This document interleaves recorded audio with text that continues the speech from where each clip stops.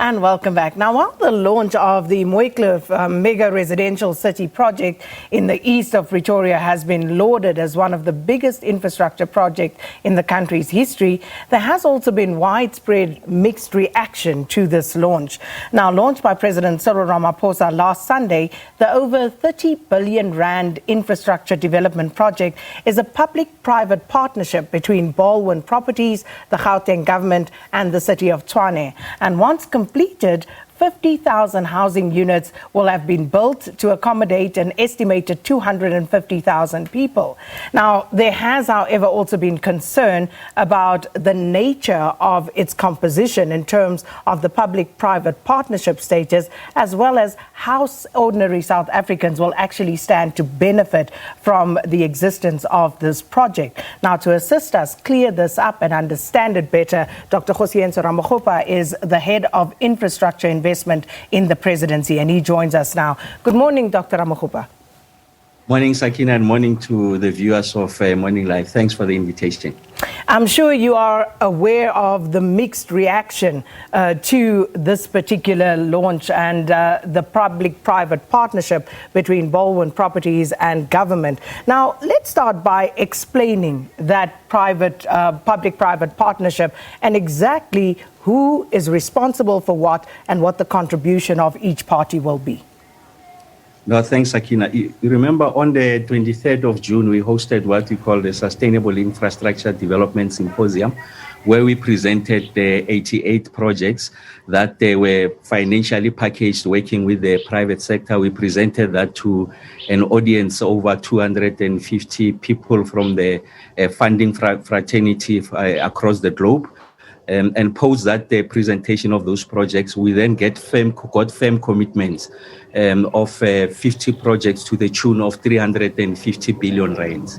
So what we subsequently did was to take those 50 projects that have attracted the firm financial commitment and gazetted them. So gazetting is a legal instrument that exist in the South African legal ecosystem that allows us to fast track the permitting and licensing issues that stands in the way of a project being realized. And then out of that 50 projects, about 18 of those projects were in the human settlement space. Remember that the reason why we took these projects to the funding fraternity was that we wanted to relieve pressure from the fiscus. You know that the fiscal airspace has been decimated as a result of the pandemic and our relegation to sub-investment grade. So there is really nothing to talk about in the fiscus, and we really wanted to free up whatever is left of the fiscal headspace to finance social projects. So the ones that can be financially packaged, where there's great appetite for private sector, are the ones that we presented there.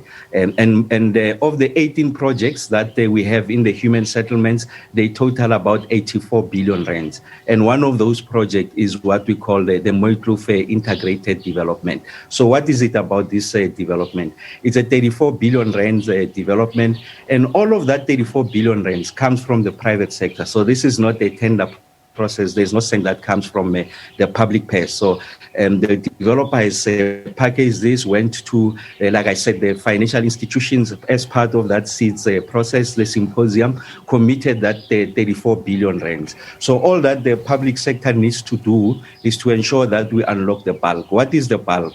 Is the amount of is the investment in water, wastewater treatment works, widening the capacity of the road to accommodate the anticipated traffic that will be generated by the development. As you have mentioned correctly, is a 50,000 sectional title development, the biggest of its kind in the whole world. So it's going to attract additional traffic. So we want to ensure that we free up traffic movement in there.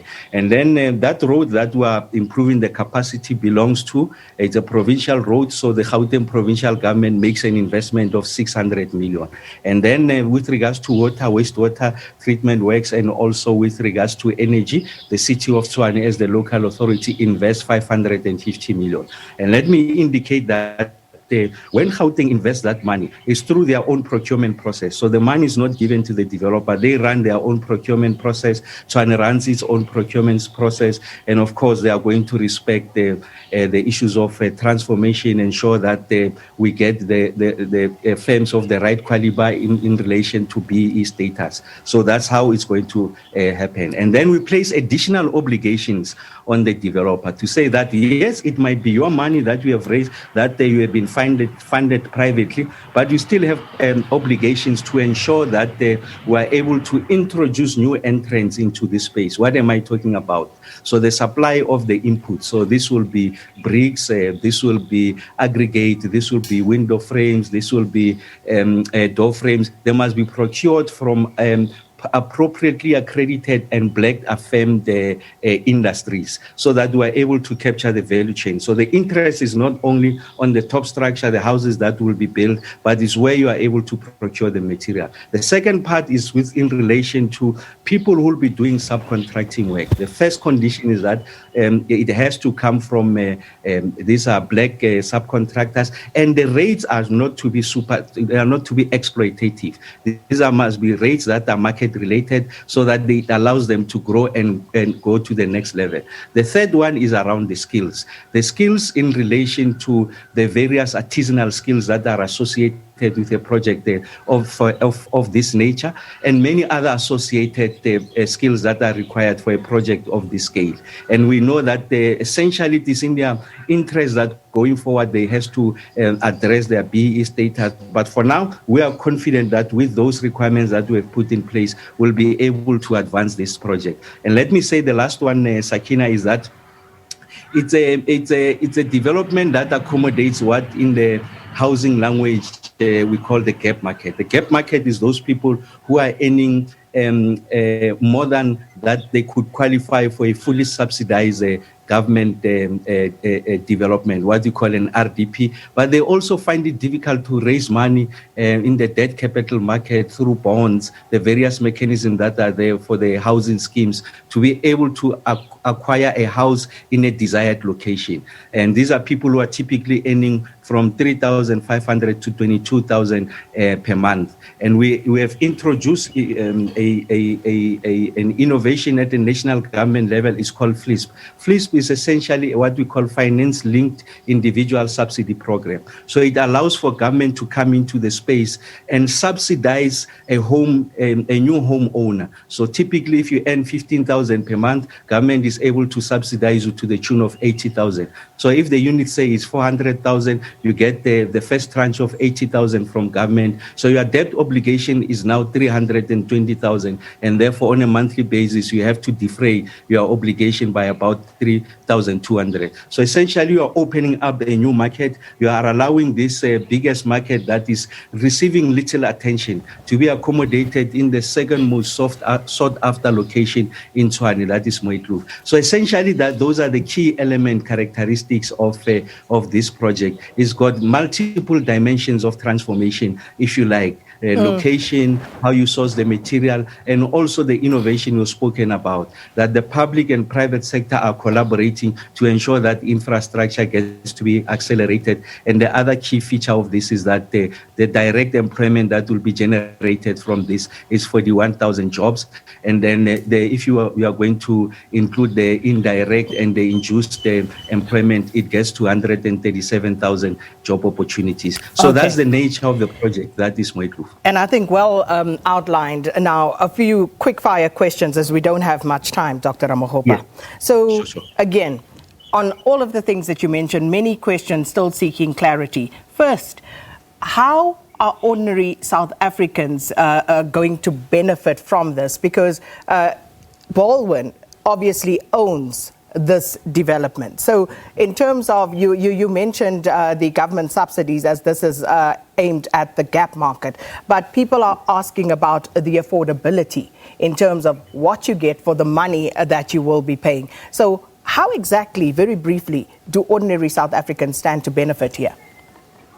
Yeah, if you look at all the property registered in the deeds registry, they are they are worth 700,000 and less. So essentially, your South African property market is in that range of about 700,000 and less. And we know that there are public servants and other people, like I said, who don't who are earning more than that they could qualify for a fully subsidized RDP house, but they can also locate in their choice of location, get a house in the choice of location. So we are addressing that income group, if you like, and we live in the one that is 3,000 and less is a work that the Department of Human Settlement does to roll out what we call RDP houses in colloquial language. So essentially, it's to accommodate that market.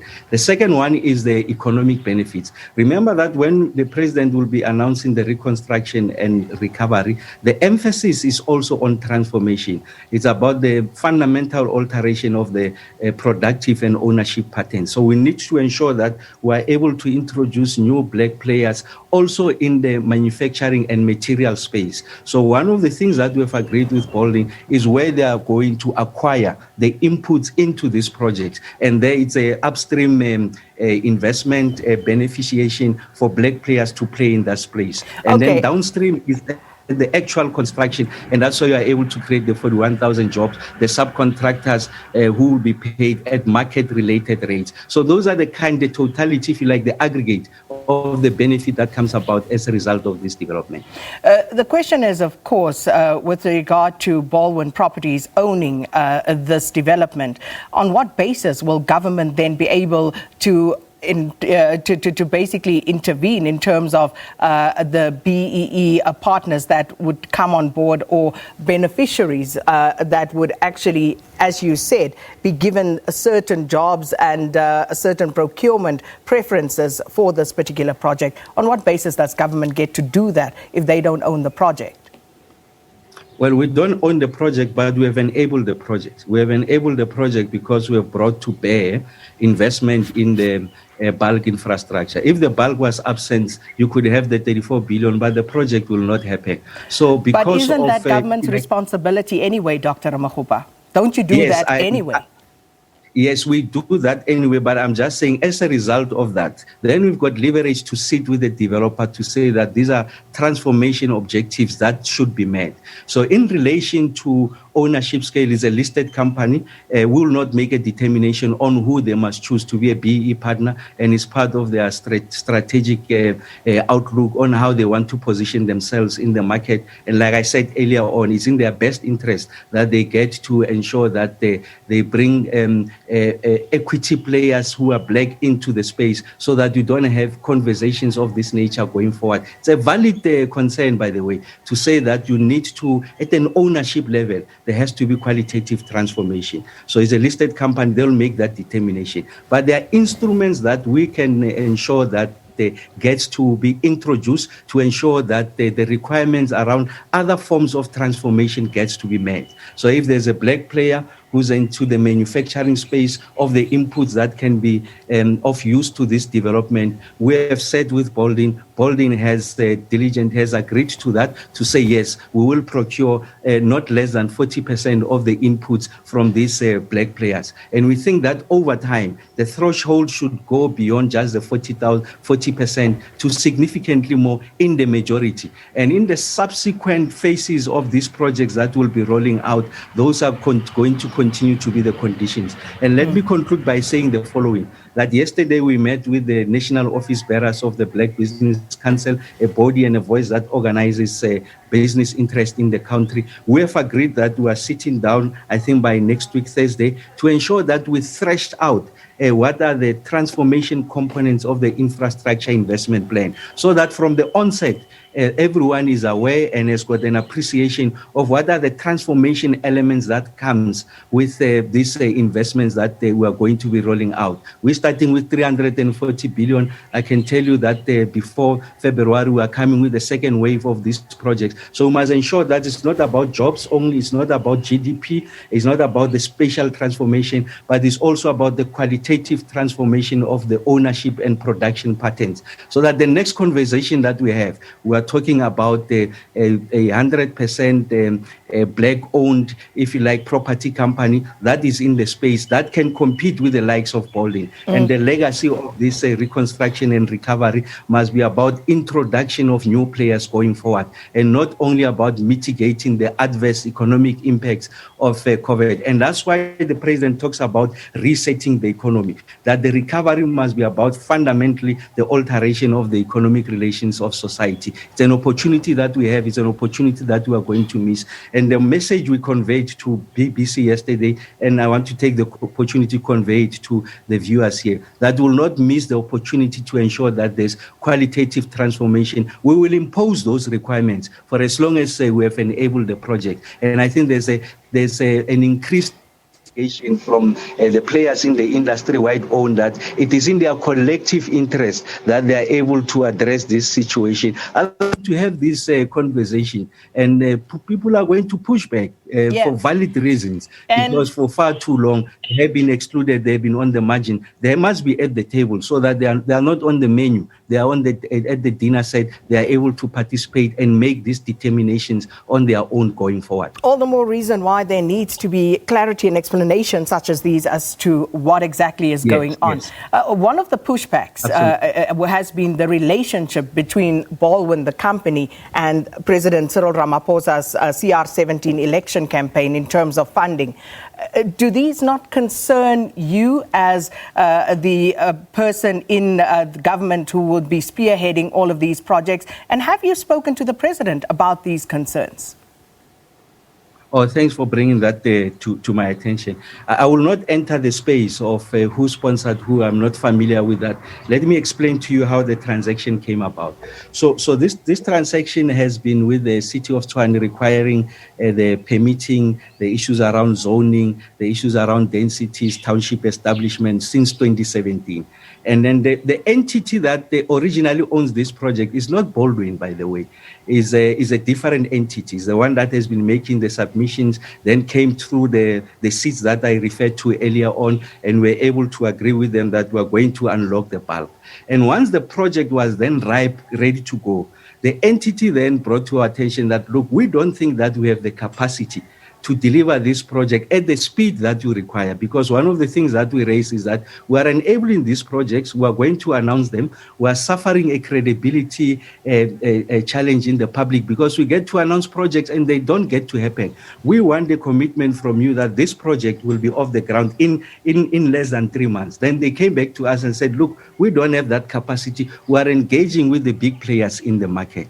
They came back to us and say, we have found a partner, and they wanted to discuss with us a partner. Says, no, how you make your own decision has nothing to do with us. All that we want is this obligation, the transformation obligation that I spoke about, is then that they announced to us that they've entered into a marriage with Balwin. So Balwin was not in the picture. So let's assume that the theory is correct, that they funded so and so. But when we started the project and made all these approvals, Balwin was nowhere in the picture. Balwin only came into the picture, I think, about a month ago, when they concluded their conversation with the original project owner that had enjoyed the gazetting exercise and the funding in the bulk. So I thought I must make that determination. But you that do must nowhere in the picture. You do appreciate, though, the optics and, of course, all of the perceptions that would go along with this and what possibly is to unfold going forward, Dr. Ramokgopa, and that it's important to address these issues comprehensively.